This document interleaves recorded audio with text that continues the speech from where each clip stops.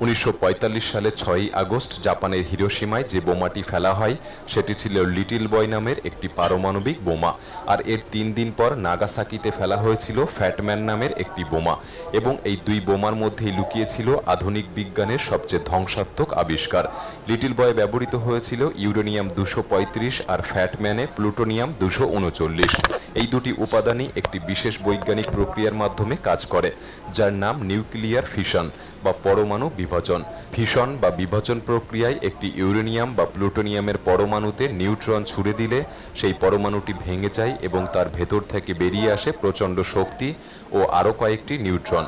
এই নতুন নিউট্রনগুলি আবার অন্য পরমাণুগুলির দিকে ছুটে যায়, সেগুলিও ভেঙে পড়ে এবং আরও নিউট্রন তৈরি করে। এভাবে প্রতিটি ভাঙনের সঙ্গে সঙ্গে শক্তির বিস্ফোরণ বাড়তেই থাকে, যে প্রতিক্রিয়াকে বলা হয় আনকন্ট্রোল চেইন রিয়াকশন, যা রোখা যায় না যতক্ষণ না সব ইউরেনিয়াম শেষ হয়ে যাচ্ছে। এই বিজ্ঞানটা যদি আরও সহজভাবে বুঝতে হয় তাহলে ভাবুন একটি গ্যাস সিলিন্ডার যা খুব শক্তভাবে বন্ধ করে রাখা হয়েছে আর ভেতরে ক্রমাগত চাপ বাড়ানো হচ্ছে। আপনি জানেন না কখন সেই চাপ সহ্যের সীমা ছাড়িয়ে যাবে এবং বিস্ফোরণ ঘটাবে। ঠিক তেমনি ইউরেনিয়াম 235 বা প্লুটোনিয়াম 239 হলো এমনই এক উপাদান যা দেখতে নিরীহ হলেও ভেতরে থাকে অগাধ শক্তি।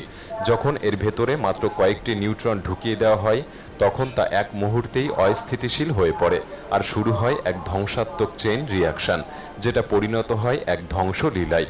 একটি মাত্র ইউরেনিয়াম পরমাণু যখন ফিশনের শিকার হয় তখন প্রচুর তাপ ও 3টি নিউট্রন তৈরি করে। সেই 3টি নিউট্রন আবার 3টি পরমাণুকে ভাঙে এবং সেখান থেকে তৈরি হয় আরও 9টি নিউট্রন। এই প্রতিক্রিয়া যখন একসঙ্গে লক্ষ লক্ষ পরমাণুতে শুরু হয় তখন স্বাভাবিকভাবেই পৃথিবী পর্যন্ত কেঁপে ওঠে।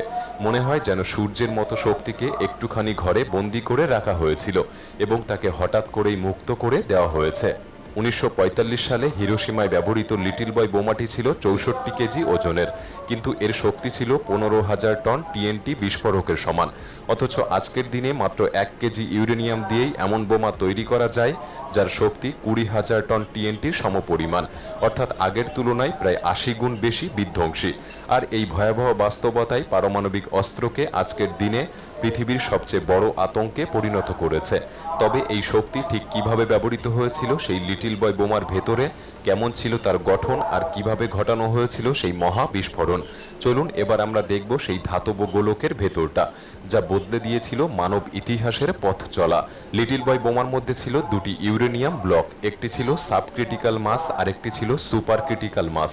এই দুটি ব্লককে আলাদা করে শক্তভাবে রাখা হয়েছিল যাতে মাঝপথে ভুল করে বিস্ফোরিত না হয়ে যায়।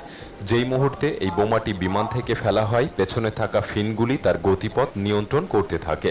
ভিতরের ব্যাটারি সক্রিয় হয়ে ওঠে, সার্কিট চালু হয় আর এক নির্দিষ্ট উচ্চতায় প্রায় 1900 ফুট দূরত্বে পৌঁছানোর পর ট্রিগার চালু হয়ে যায়।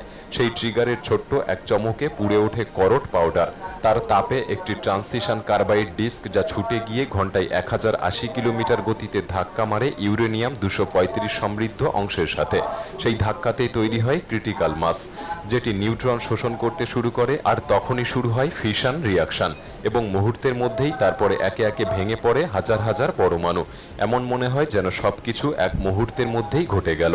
এই বিস্ফোরণে এত শক্তি বেরিয়ে আসে যে তৈরি হয় 12,000 ফুট দীর্ঘ আগুনের গোলা, যা পরবর্তীতে 60,000 ফুট উচ্চতায় উঠেছিল। তাপমাত্রা ছিল প্রায় 65,000 ডিগ্রি সেলসিয়াস, যে তাপমাত্রা সূর্যপৃষ্ঠের সমপরিমাণ।